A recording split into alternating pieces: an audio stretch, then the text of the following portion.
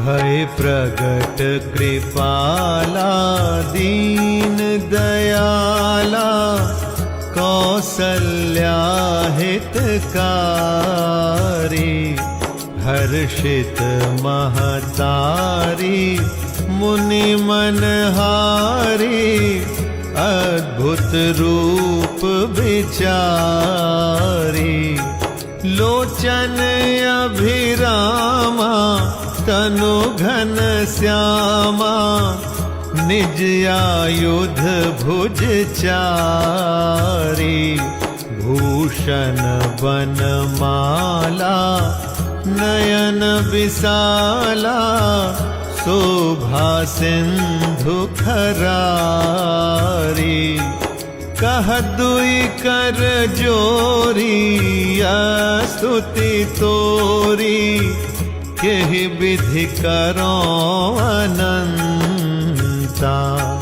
माया गुण ज्ञानातीत अमाना, वेद पुराण भनंता। करुणा सुख सागर सब गुण आगर, जेहि गावहि श्रुति संता। सो मम हित लागी जन अनुरागी, भयउ प्रगट श्रीकंता। ब्रह्मांड निकाया निर्मित माया, रोम रोम प्रतिवेद कहे। मम उर सोबासी यह उपहासी, सुनत धीर मति थिर न रहे। उपजा जब ज्ञाना प्रभु मुस्काना, चरित बहुत विधि कीन चहै। कही कथा सुहाई मातु बुझाई, जेहि प्रकार सुत प्रेम लहै।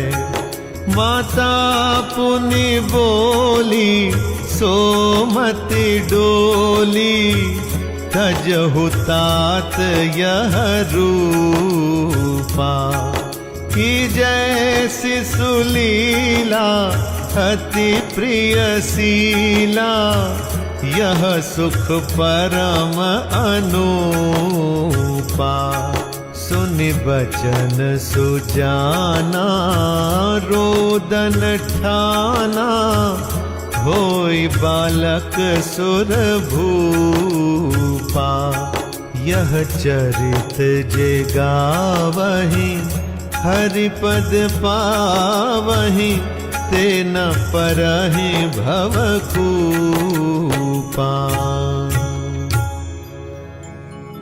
विप्रधेनु सुर संत हित, लीन मनुज अवतार। निज इच्छा निर्मित तनु, माया गुण गोपार। दीनों पर दया करने वाले कौसल्या जी के हितकारी कृपालु प्रभु प्रकट हुए।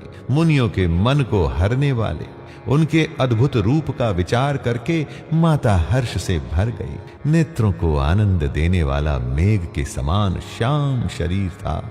चारों भुजाओं में अपने खास आयुध धारण किए हुए थे। दिव्य आभूषण और वनमाला पहने थे। बड़े बड़े नेत्र थे। इस प्रकार शोभा के समुद्र तथा खर राक्षस को मारने वाले भगवान प्रकट हुए। दोनों हाथ जोड़कर माता कहने लगी, हे अनंत, मैं किस प्रकार तुम्हारी स्तुति करूं? वेद और पुराण तुमको माया, गुण और ज्ञान से परे और परिमाण रहित बतलाते हैं। श्रुतियां और संतजन दया और सुख का समुद्र, सब गुणों का धाम कहकर जिनका गान करते हैं, वही भक्तों पर प्रेम करने वाले लक्ष्मीपति भगवान मेरे कल्याण के लिए प्रकट हुए हैं। वेद कहते हैं कि तुम्हारे प्रत्येक रोम में माया के रचे हुए अनेकों ब्रह्मांडों के समूह भरे हैं। वे तुम मेरे गर्भ में रहे। इस हंसी की बात के सुनने पर धीर विवेकी पुरुषों की बुद्धि भी स्थिर नहीं रहती, विचलित हो जाती है।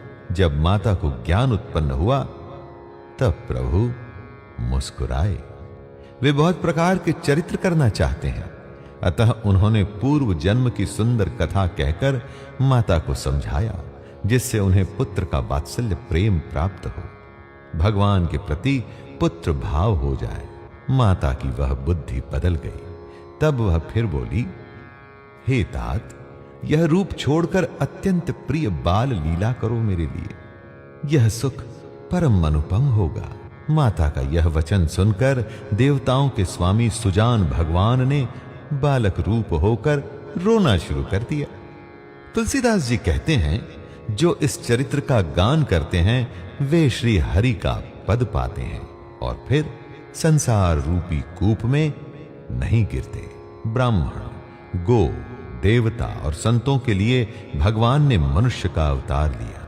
वे अज्ञानमयी मलिना माया और उसके गुण सत, रज, तम और बाहरी तथा भीतरी इंद्रियों से परे हैं। उनका दिव्य शरीर अपनी इच्छा से ही बना है, किसी कर्म बंधन से परवश होकर त्रिगुणात्मक भौतिक पदार्थों के द्वारा नहीं।